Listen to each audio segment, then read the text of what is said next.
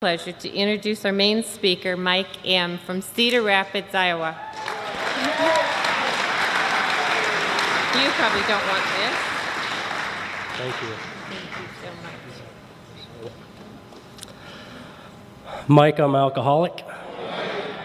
It's good to be here.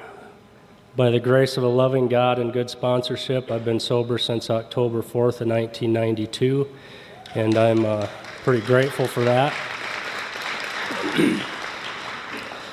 I hope that my life demonstrates my gratitude to my God and to Alcoholics Anonymous for my sobriety, because that's a fact. I am very grateful for my life today and for what Alcoholics Anonymous has given me. Do you mind? It's hot. I won't tell that part of my story. It's good to be here.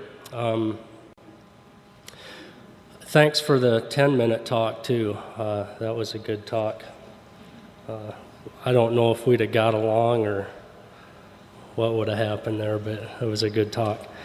I'm a guy, too, who doesn't remember my first drink of alcohol. I'm from Cedar Rapids, Iowa. My home group is a Crossroads group in Urbana, Iowa, a little town north of there. I don't know what you'd be doing in Urbana on a Sunday night in Iowa, but if you're ever there, look us up. We're an active little group out in the rural communities in Iowa. We're a group that believes in the fifth tradition and carrying our message into institutions and doing that. So if you're ever up that way, look us up. Be glad to have you. I was born and raised on a farm. My first experiences with alcohol, like I said, I can't really bring too many memories to them. My parents had a bar in the basement, and I just know as a young lad I would go down there with my buddies and we'd mix up god-awful drinks with whatever was behind the bar and drink it. And I know even a few times I drank too much as a young lad. The first memories really that I can bring to my mind, that I can articulate anyway with booze, was when I was about 12 years old, and I was at a hog roast at my buddy Mike's house, and it was a big party. There was cars up and down the gravel roads, and they roasted 4 or 5 hogs and had, I don't know, 20 or 30 kegs of beer and a live band and stuff. It was a nice party. And Mike and I started out the night, we were going around filling the older people's glasses up with pitchers. We were beer runners, essentially. We'd go back and forth from the keg to the tables and fill the older folks' glasses up. Now, at some point in the night, I ceased to be a runner of beer and I became a drinker of it. And a lot of things happened to me that night that happened over the course of about the next 16 years. One of the things that happened is I drank too much. I know today what that's about. I have a body that doesn't metabolize alcohol like a non-alcoholic would, and I experienced the phenomenon of craving that night, and I drank a lot of beer. Another thing that happened to me that night was my buddy Mike and I thought it'd be a good idea to have a hay rack ride. So we hooked up the 40-20 John Deere to the hay rack and threw a few bales of hay on it and pulled up to the party, and, whoopee, come on, we're going to go have a hay rack ride. And Mike's dad didn't seem to think that was as good an idea as we thought it was. And I remember the look, that look that we got from the people that loved us, that look of disdain or disbelief. I remember that look like it was yesterday from my Uncle Bob. And he was walking up to the hay rack, and I was straddling a bale of hay, and I had my pitcher, and I had already thrown up on myself by that point. And he just had that look in his eyes of why are you doing this? Why are you embarrassing yourself and your parents and stuff? And another thing that I remember from that night is at some point in the evening, I got thrown in the back of a car, and I remember I was vomiting looking down at the gravel, and I remember when somebody turned me around and laid me in the seat, I was looking up at my mom. and she was saying something, but I don't remember what it was. And then the next thing I remember is being carried into our home and being put to bed. And the next memory I have of that first run was I woke up the next morning and swore off of alcohol. Man, I felt bad. I drank a lot of beer that night before, and that was my first real run with booze.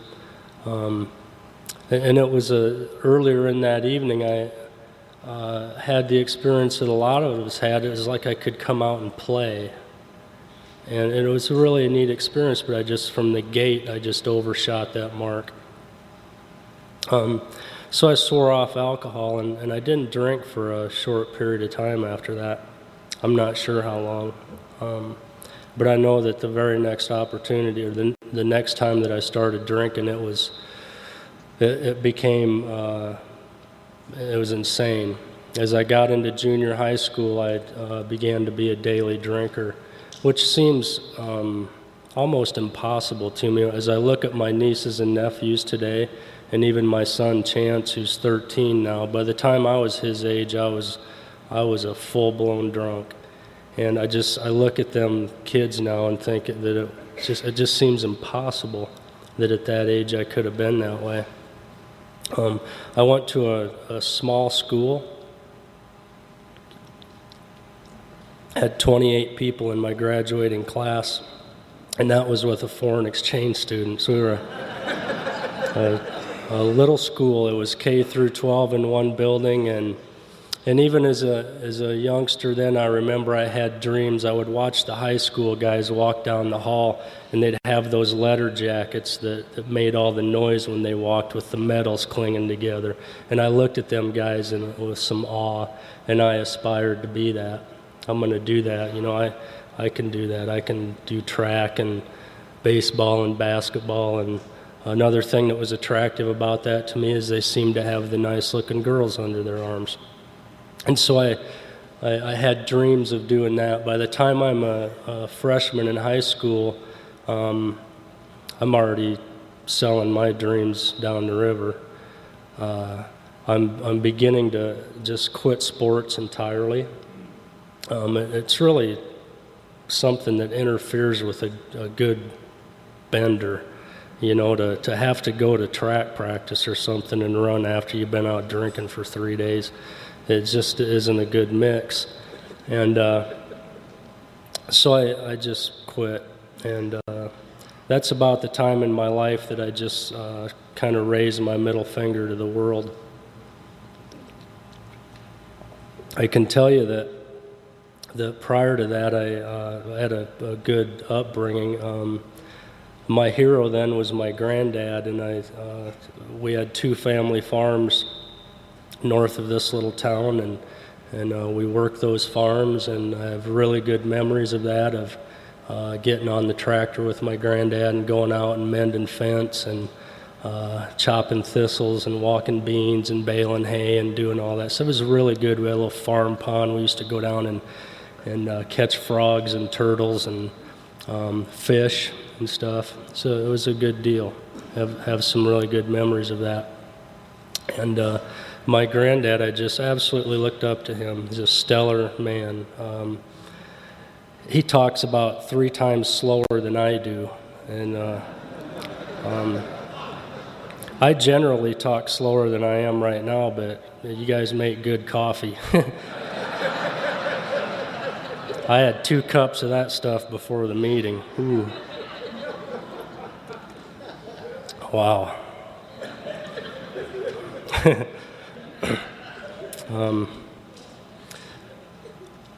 Sophomore in high school, we started a little gang.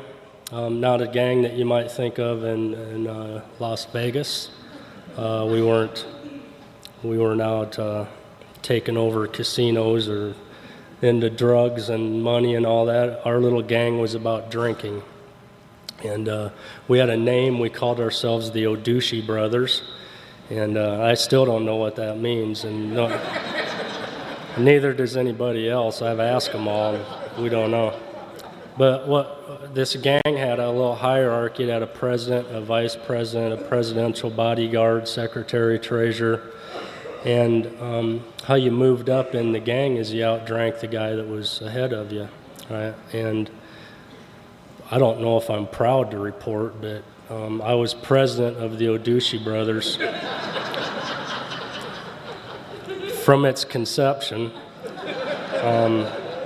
I must have been at the party where we started it until I went off in the Navy about 2 years later. And I always kind of thought that there was something macho about that. And there's a lot of guys that tried to outdrink me. In fact, they'd plan it and they'd get me on back-to-back nights and try and get me, but none of them could outdrink me. And that's because I have alcoholism. There's nothing macho about it. I'd be dropping them off at the end of their farm lane at 10:30, 11 o'clock at night, and I'd still be out drinking until I was done. And I could never predict that. But it was fun. We had a lot of fun drinking and cruising around on the gravel roads and dirt roads and building fires out there and drinking, finer wines like T.J. Swan and those things that never saw a grape. But it was fun. I did start to get into a little bit of trouble at school with grades and stuff, and of course with the law. They were pretty forgiving in that little farming community of 600 or so people. My mom was president of the school board, and my brothers and sisters all excelled, I guess. They got through school and everything without problems that Mike was having. And they let me off a lot, even times they would take me home. A lot of times they would take our beer and just go dump it or something, tell us to go home. But we'd usually go get more and be right back out there doing it. When I was a junior in high school, I figured that Iowa was my problem, and I needed to go off and do greater things, so I joined the United States Navy on the delayed entry program, and I took some college classes. Halfway through my senior year, when I turned 18, was off to the Navy. I had to meet with the school board to do that, and their very words to me was that they thought that discipline could do me good. So they agreed to let me graduate early and go join the Navy. And my first, I went to San Diego to basic training, and then back up to the Great Lakes to A school, and really did okay through basic. Got to A school and started drinking again, and when I got my ship assignment out in Alameda, California, we started going to San Francisco, and I used to hang out in the local bars, the bars in the community where people really didn't ask you, what you did for a living and stuff. It was kind of the dark places, and that's where I met my first wife. She was my drug dealer. There was a guy on my ship who he was a pretty smart guy. He was from Tennessee. We called him Tennessee, and he said, if you're married and then you're in the service, your paycheck doubles. All right, so I calculate that out to more booze and drugs. And so I asked this gal if she'd like to make $100 a month, just extra. And, we were sitting at the bar one afternoon just completely sloshed when I'm asking her to do this. And I explained, the situation to her. And we wrote up a little contract on some paper that the bartender gave us, and we bought a guy a couple seats down a drink to witness it. And so then we went and got on a bus and went to Reno, Nevada, and got married. And I'm not proud of, we almost got thrown off the bus several times on the way out there. And when we got there, we don't have rings. or any kind of plan. We just show up at one of these little wedding chapels. And I guess they're familiar with people like us because they even had plastic rings for us to use.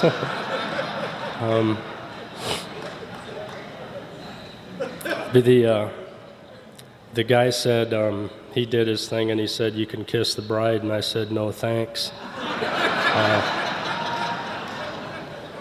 It wasn't my type of girl, you know what I'm saying? But she had good drugs, though.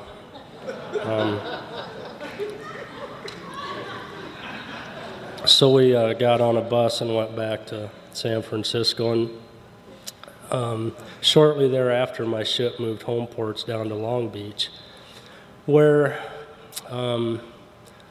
it got insane for me. I started to get in a lot of trouble with the Navy, several times in front of the captain. And at that time, I'm 19, I think, 19 or 20 years old, and they saw a young guy who was in a lot of trouble, and they tried to help me. They sent me to a 3-month inpatient treatment center at the Naval Hospital in Long Beach, California. I got orders to go there, and I left my ship Thursday, and my orders said that I needed to be there by like midnight on Sunday. And so me and a guy named Michael from Ohio went on a run, and I just showed up there at midnight, like 2 minutes before, and had my sea bag on my shoulder. And I mean, I was done or I wouldn't even have showed up, you know what I mean? Stumbled off the elevator and threw my sea bag down, and this poor little girl at the desk didn't know what to do with me. She went and got the guy that was on duty. He was a big Navajo Indian, biggest Indian I have ever seen in my life, man. This guy was big shoulders and a big square jaw, and he came out and wanted to know why the hell I showed up drunk on his watch. And I wanted to tell him something. I thought he was going to crush me with his thumb or something. But you know, the book talks about once in a while he may tell the truth. And the truth is that we really don't know why. And for some reason, I just told him that. I said, "Man, I don't know. I don't know why I showed up here drunk." And the instant I said that, his whole demeanor changed. And I didn't know it at the time, but I know today that that's the first time that I looked into the eyes of an alcoholic, into the eyes of a member of Alcoholics Anonymous. He understood that. I didn't try and feed him any line of crap. Just simply the truth. I don't know. This is what I do. And his demeanor changed then. They got me down to detox. And so I spent the next 3 months in that treatment center where I was introduced to you in Southern California. They took us to meetings 6 nights a week. And on Wednesday nights, they brought in a meeting into our institution. And it was okay. I'm the guy that wasn't ready yet, though. I remember I always sat in the back of the room kind of with my arms crossed and a little uneasy, and I didn't really want to be there. In fact, they had a liquor store right across the street. If any of you were in the Navy and went through that naval hospital, you probably utilized that liquor store like I did. I would go over there and buy bottles and sneak them in my room and drink. It's amazing that they didn't catch me. But that group of AA members that came in there on Wednesdays, I remember one night they were talking to us about slogans. You know, sometimes you see these slogans on the wall like, "Let go and let God," right? First things first, turn it over, you know, and what I want to do is go turn their table over that they're sitting at. And they said one thing that I really didn't understand. They said, "One day at a time." They said, "All you got to do this is one day at a time. And if you can't do that, do it 1 minute at a time or 1 hour at a time. And if you can't do that, just break it down and do it 1 minute at a time." And I completely didn't understand. I understand that principle today, that I get to live in the consciousness of the presence of my God one day at a time. It's not about fighting booze. But what I heard them saying then was, "Mike, you got to go the rest of your life one day at a time, 1 hour at a time, 1 minute at a time, fighting booze." And I knew as a 19 or 20-year-old kid that that's a battle I'm going to lose every time. But my hand went up. I think it's the first and only time that my hand went up in that treatment center. And I said, hey, man, I said, what about Super Bowl? Right? What about New Year's Eve? What about my birthday? What about if I ever get married? And I meant like for real. You're telling me that I can't even have a glass of champagne. I just completely could not imagine life without alcohol. So naturally, I didn't do real well there. When I got out of there, I was 2 steps out of that door, and I had a cold can of Budweiser in one hand and a big fat joint in the other, and off I was going. Shortly thereafter, our ship went overseas to the Philippines, and this was about the 6th time that I had been there. I had a 4-day pass. I left the ship in my dress whites. I came to out of a blackout, I think in day 2 of that deal, and I was surrounded by Filipino National Police with their guns drawn on me. And I had no idea what I did. You ever come out of a blackout in a spot like that? It's like you just don't know why. But I did what anybody, I guess, would do, is I just raised my hands, and they searched me, and I read the report later. They pulled their guns on me because they needed to take control of the situation. When they searched me, they found what the report said was a bag of leafy green vegetable substance. And,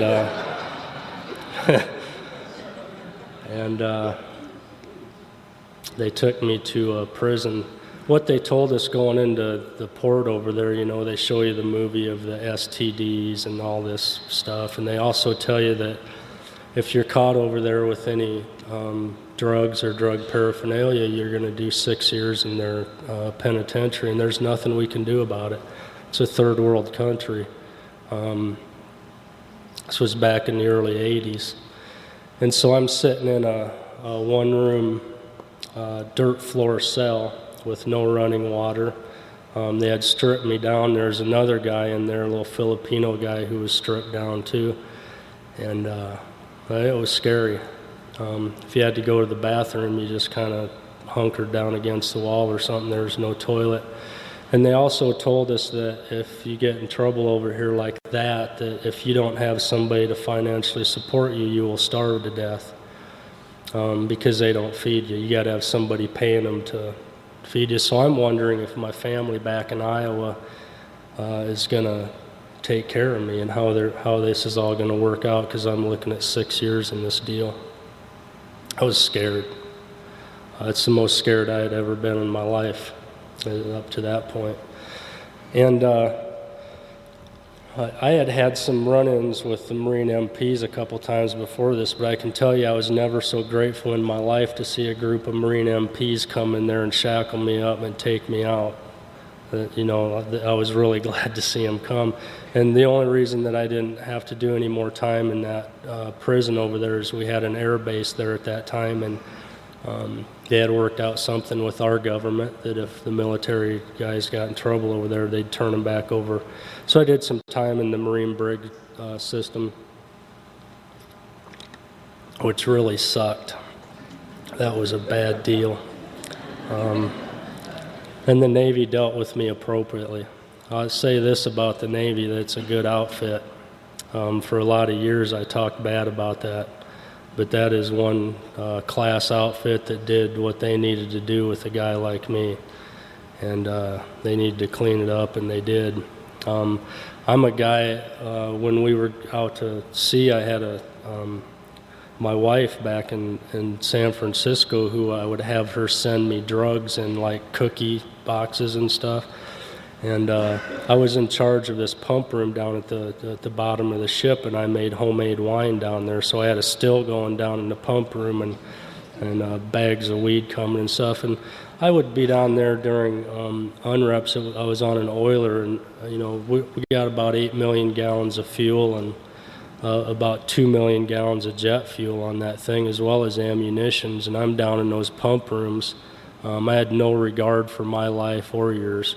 I'd be smoking cigarettes down there with 8 or 10 inches of fuel sloshing around in the bilges, and I'd just toss my cigarette in there. I figured if we blow, we blow. That was my attitude. Total disregard for life, out of control. So they dealt with me appropriately. I spent a little bit of time in Southern California, a little time in Ohio, a little time in Oklahoma. Back to Ohio, back to Iowa. And a couple times in there I'd go to Alcoholics Anonymous. Not really wanting to do anything different. I went a couple times to get a court paper signed, and that was about it. Ended up back in that small farming community that I had grown up north of, and I'm going to go to my last run with booze here. I was living above, we had 2 bars in that town, and I was living above the lower bar, which was convenient, right? But I was, I don't know, I was a half a year behind in rent. Once in a while somebody would come up there and live with me and pay the guy that owned the place some money, and I just wasn't paying rent. I would bend nails from time to time to make money, but was really unemployable. I just couldn't hold jobs very long. And my last run, I lived in this little room in the back, and it was really hot. I think it was August, and I was sitting back there, and somebody had fronted me some drugs that day, and I had a run with needles. I was sitting back there sticking needles in my arm and sitting against the wall, and I'd fire up and I'd just bang my head against the wall. And I had beer there too. I was drinking beer and smoking cigarettes, and I'd fire up and bang my head against the wall, and sometimes just kind of sink down into myself. I'd done enough crap that day. I should have been, I should have been having a party, right? I can tell you that my hero at that point in my life ceased to be people like my granddad, and it became guys like Jim Morrison. I mean, I just took it to the edge. And I did everything in that little room back there, and I got up and I went to the refrigerator and opened the door. And there was 2 beers in there, and I think a thing of mustard in the drawer, you know. And I grabbed one of those beers and I went and sat. There's a little bay window that sat out that I could look up and down the street of this little town. It was right above the bar sign. I got this bar sign glaring about 3 feet below me, and I popped that beer.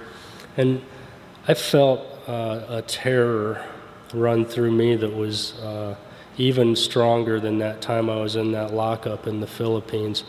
I didn't understand what that was about, but this loneliness settled around me. It's almost like somebody wrapped a blanket, a cloak of darkness around it all just really sunk in, and I got tears running down my eyes, and I was just absolutely terrified. I didn't know why at the time. I think I do today. Is because I knew that other beer in the refrigerator wasn't going to end this run. And to the best of my knowledge, nobody in Benton County was taking any more of my checks. I had an $800 bar tab up at the corner bar, and they weren't allowing me to charge any more liquor up there, and it was about the same down below. So I didn't know where I was going to get my next drink. That was the start of my last run. I don't remember my last drink. I've talked to some people who were around me at that time in my life, and the best that we can come up with there is that went on for about another 18 months. And a few times in that time frame, I came into Alcoholics Anonymous meetings, not wanting to drink anymore, not wanting to live in the madness. And this is what I heard. And I know that this could simply be my perception, but this is what I heard when I went to Alcoholics Anonymous meetings. there was a real emphasis on meeting attendance. Go to more meetings. Just go to a lot of meetings, kid, you'll get it, right? Like put the plug in the jug, go to 90 and 90, a lot of that stuff. And I would sit in the local clubhouse in Cedar Rapids, and I'd go to 3 meetings a day. I'd really sit there in fear of the next drink. And that night I'd be out drinking, wondering what in the hell was wrong with me. Why couldn't I get this? On October 4th of 1992, something different happened, and I don't even know why I went to that meeting that night. I have no idea. I had absolutely no plans for my life. It was of no good virtue on my part to do something different. I think really what happened to me that night is I just had some instinct within me that said I needed to live. And I found myself back at that clubhouse that night, and something different happened. And here's what happened. A guy told me something, and I think it's as important as what he didn't tell me as what he did. What he didn't do is he didn't sit at that meeting that night and tell me stuff from across the room. Are you with me on this? He didn't sit there and say, keep coming back, it'll get better. He didn't sit there and say, go to 90 and 90. He didn't talk to me across the room with solutions. What he did is after the meeting, he came up and took my hand and introduced himself to me and asked if I would like to go talk, said he'd buy me a cup of coffee. Nobody had done that. And I learned something from that. You'll never hear come out of my mouth at a meeting, keep coming back. I certainly hope everybody does, but there's enough people saying that. And what that does to me is that alleviates my responsibility of going and 12-stepping you after the meeting. If I'm just sitting across the room from you, keep coming back, kid. You know, I might as well say, screw you, I don't really care about you. Right? That's how I look at that. Right? So he took me that night and properly 12-stepped me into Alcoholics Anonymous. He spent 3 hours with me. Drinking bad coffee over at a Hardee's restaurant, and he had done what I had never had this experience before. He talked with me about what his drinking was like. He talked to me about what his drinking was like. He didn't talk to me about my drinking. He talked to me about his drinking. He talked to me about what happened as a result of him coming to Alcoholics Anonymous. And I seen a guy sitting across the table from me telling me the story that was a different guy. He was changed. He was incapable of the things that he told me he did out there drinking. And it hooked me. I haven't had a drink since that night. When we parted company that night, in the parking lot, I asked him, I said, Don, what do I do now? What do I do between now and 4 o'clock tomorrow night when we're going to meet again? Because my experience shows me that I'm going to be drunk. And here's what he told me. He said, I think when you get home tonight, you should pray. Okay. I said, it's been a lot of years since I did that. I said, how do I pray and what do I pray for? He said, it's very simple. Just get on your knees and ask God for help. And that's what I did. I went down and knelt down next to this rickety old torn up couch I had been living on and said that prayer, God, please help me. In Bill Wilson's story, he talks about how God comes to most men gradually, but his impact on me was sudden and profound, and I had a similar experience. A lot of us do. I stood up from that prayer a free man. The madness was gone. And I had some knowings when I stood up. I stood up, and I was just sobbing like a little kid. It was incredible. Wilson talks about how the clean wind of a mountain blew through and all that, and the room lit up. The room didn't light up, and the wind didn't blow, but it felt like it did. I felt lighter. I felt at ease. I had a sense about me. There was only 2 thoughts in my mind. I remember this clearly. There was 2 thoughts in my mind, and I'm used to about 100. right? And one of them was, you can go the rest of your life without drinking. That was my mind making sense of being relieved of the obsession to drink. And the other one was, you need to be as involved as you possibly can be in Alcoholics Anonymous. And from that day to this, I have been. That guy got me really active in the fellowship. He got me real active in going to institution meetings. The second night sober, he had me in a treatment center. It was a step meeting. I didn't really have anything to share, but he took me along, and thank God for that. I had an intuitive thing that I needed to be in the big book and try and do some work out of there, so I stuck my nose in there and started doing some work out of there. Wasn't really a lot of that going on, it didn't seem like, up in my area at that time. In fact, when I got to my third step, I told that guy that had 12-step, I says, you know, it says in here that we might want to do our third step with somebody else. And he said, really, show me where that is. So I showed him where that is, and we did the third step together right then in the car. And then I got busy writing inventory. I finished my inventory at about 6 weeks sober. And, you know, I had some things on there that I didn't really want to share with anybody. I thought at least I could get out of Iowa or something, right? Or self-centered stuff. But I seen a flyer on a wall at one of the clubs about a men's retreat about 3/4 of the way across the state. So I loaded up my inventory and got in the car and drove over to this men's retreat and did a 5th step with a guy, and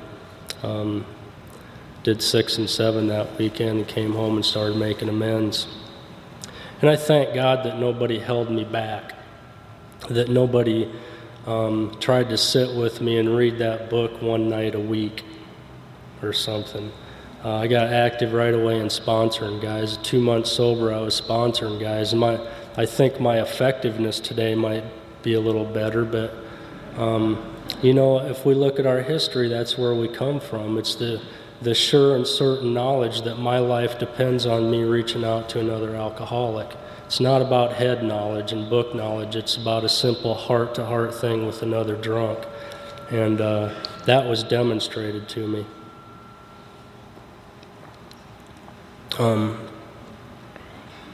So I got busy with amends. I had some amends that that little community I was raised in. Well, I mean, everybody's on the list, right? The whole town. How do you make amends to a town? I had broke into I broke into every business in that town except the bank and the post office. I guess I had some intuitive thing about that's federal time, and I've already been there. I don't want to go back to that. But I did approach those people, and I had some good experiences. One of them was with our local grain elevator. I had broken into that place, you know, stole some stupid stuff. I tried to break into their safe. They had this really big safe, and I took a sledgehammer off the wall and was trying to man my way into that safe. And you know, but anyway, I got a hold of the guy who owned it at that time, and had to do some research because I wasn't sure who owned it. So I asked some people, and I got on the phone, and I found the guy, and I asked him, did you own the Schellsburg elevator back in like 1987 or whatever? I would have been earlier than that, 1981 or something. And he says, well, yeah. He said, my dad was the primary shareholder, but my brothers and I had a piece in that elevator too. He says, why are you asking? Sometimes with amends, I really believe in listening to that intuitive voice. Most of the time I want to do my amends face to face, but it was clear to me in that situation that I needed to talk to him over the phone. And he asked me why I wanted to know if he had been the owner. And I said, well, back in about 1981 or whatever, I broke into your business, and I want to make that right if I can. And, you know, I talked a little bit more about that, and he said, "Why are you doing this?" And sometimes I talk about being a member of AA, and sometimes I don't. But I did then. I told him, "Well, I'm a member of Alcoholics Anonymous, and I'm just trying to clean up my past here." And he said, "Really?" He says, "Where do you go to meetings?" I said, "Cedar Rapids, Iowa, primarily."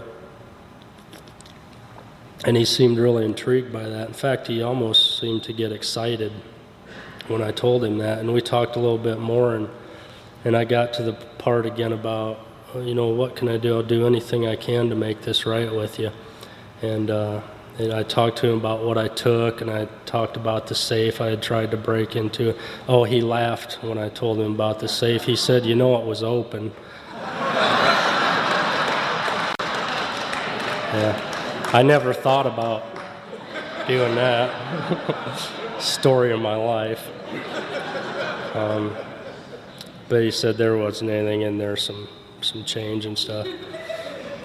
But we got down to what I could do to make that right, and he says, "Well," he said that his dad was a member of that Alcoholics Anonymous outfit in Cedar Rapids, Iowa for the last 10 years of his life, and that was the best 10 years that his family had had together. And he said what he would like me to do is give back to that Alcoholics Anonymous group in Cedar Rapids until I was clear with it. He understood what I was doing. And so I've tried to do that.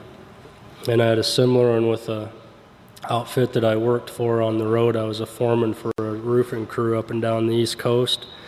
And, oh boy, we could talk all night about that. I got asked never to come back to the state of Maryland on one of them runs.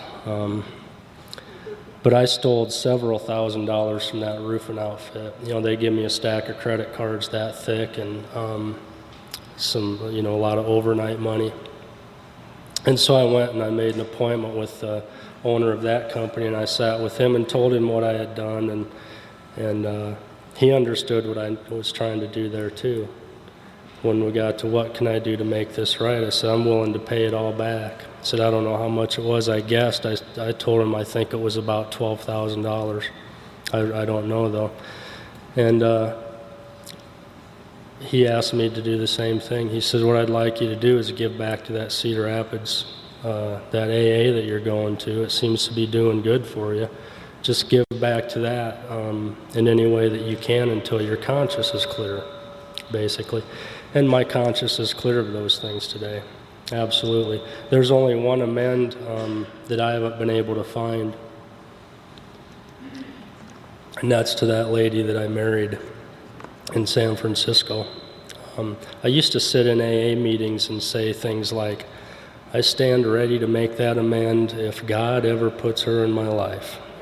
Right? Like it's God's job. Thank God I got hooked up with some people later in my sobriety that got me into taking some action around that. And I've done everything that I've known how to do to try and find her. We've hired private investigators. I've done a lot of online work, and we just simply can't find her. So now I can say in all honesty that I do stand ready to make that amend if our paths ever do cross. I hope she's okay. I really do. I owe her.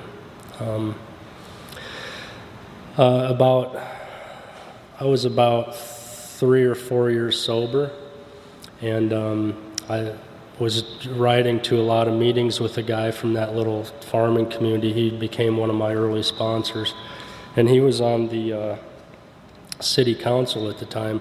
And I started talking to him about like community amends, right? Because I was a hellion in that town. Fought everybody, been arrested out of both bars, just you name it, done it. And I wanted to try and do something for the community and give back to that community that I had been so selfishly taken from my whole life. And like I said, he was on the city council. He says, "Well, elections are coming up."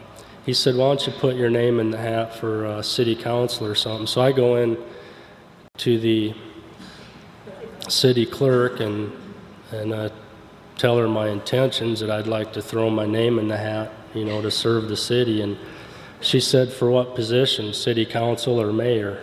And guess which one I picked? Right.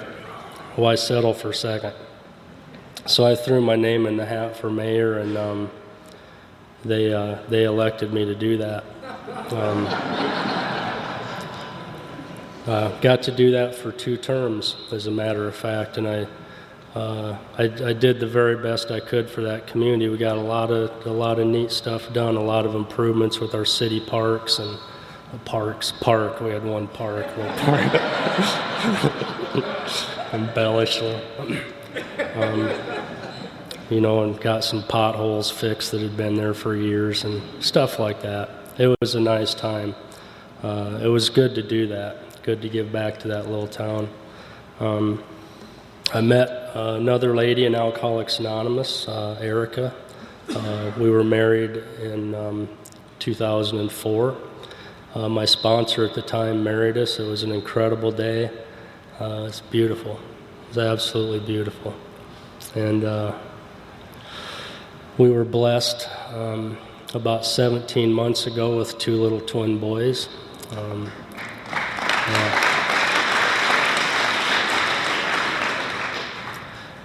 They're a handful. They're beautiful. And when we got married, she had a young boy in her life at that time. I adopted him also, and just have a really good life today.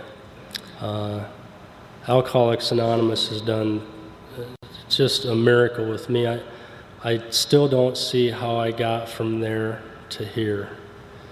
And you know what's even neater about that for me is I see guys out in front of me that I still aspire to have a life like that, to have a spiritual freedom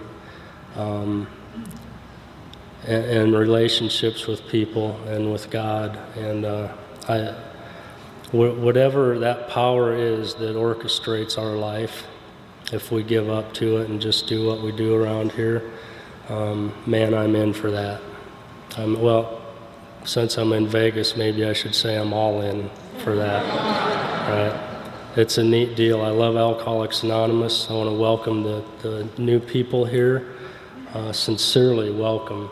And I hope that you find here the kindness, the love, the meanness, the understanding, the relationship with God, the freedom from alcohol and the alcoholism, and go after it. It's a neat deal. I love you guys. Thanks for my life.